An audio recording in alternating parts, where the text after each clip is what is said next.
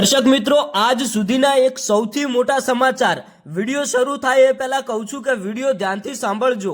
આજે જે ખેડૂત સાથે થયું છે એ ભાઈ આવનારા સમયમાં બીજા ખેડૂત સાથે ન થાય, એટલા માટે જ આ વિડીયો બનાવું છું અને તમને બતાવું છું.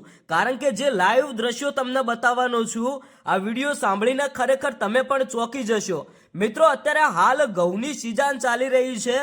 ખેડૂત મિત્રો રાત દિવસ મહેનત કરીને પોતાના ઘઉં પકવી રહ્યા હોય અને ઘઉંની સિઝન એટલે કે હવે ઘઉં કઢાવવાનો ટાઈમ આવી ગયો અને ભાઈ ઘઉં કઢાવતી વખતે આ ખેડૂત સાથે જે થયું એ જાણીને ખરેખર ખૂબ જ દુઃખ થયું. પણ મિત્રો, આ વિડીયો હું તમને કેમ બતાવું છું, એક જાગૃતિ માટે આવનારા સમયની અંદર હવે કોઈ બીજા ખેડૂત સાથે આવી ઘટના ન બને એ માટે જ હું આ વિડીયો બનાવું છું. આ વિડીયો બતાવીને આપણે કોઈને ડરાવવાની કે ધમકાવવાની વાત નથી કરતા કે કોઈની લાગણી દુભાય એ માટે વિડીયો નથી બનાવ્યો. પણ વિડીયો કેમ બનાવ્યો છે કે દરેક લોકો આ વિડીયો જોવે તો એમને ભાઈ ખબર પડે કે ઘઉંની સિઝન ચાલી રહી છે, આપણે આટલી બાબતોનું ધ્યાન રાખવું જોઈએ.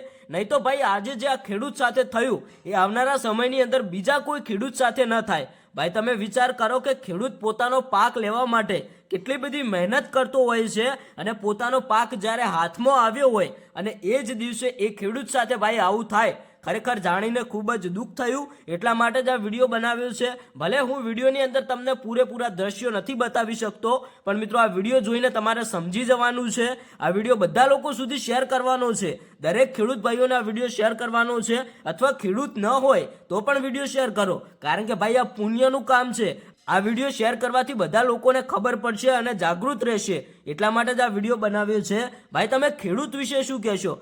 2 શબ્દો કોમેન્ટની અંદર લખતા જજો.